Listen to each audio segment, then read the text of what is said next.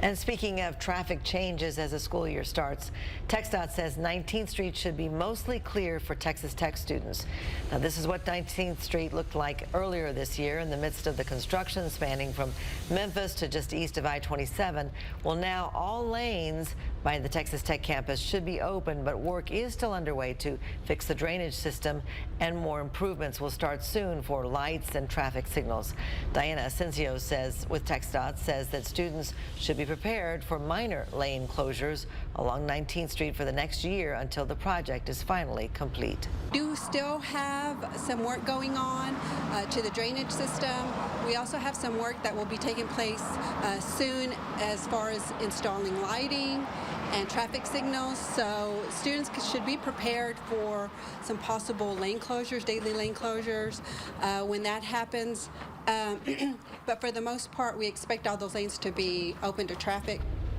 The entire project is not expected to be complete until 2025. In the meantime, for the next 9 months, TxDOT crews will be installing cable median barriers on the East Loop.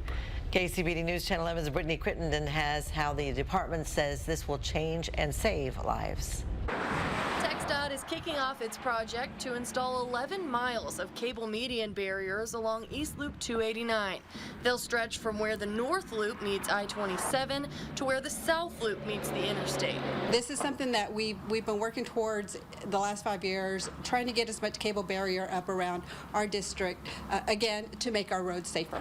The barriers are flexible, made from steel cables and posts to keep drivers safe and reduce damage to vehicles. When they hit the barrier absorbs the energy from the impact and it redirects the vehicle, preventing it from going into oncoming traffic. Data from the Federal Highway Administration shows 8% of deaths on divided highways like this one are caused by head-on crashes. But in spots like this one, cable median barriers prevent 97% of these cross-median crashes. It's definitely a tool that we have in our toolbox to prevent some of the worst kinds of crashes that happen anywhere, which are head-on collisions. After notifying our viewers the project was underway, one told us some cable barriers already installed on the North Loop are damaged. Those duties are divided between our maintenance office, and we actually have a contractor that comes in and fixes some of those. So it just depends on where the crashes occur, who comes in and actually does the repairs.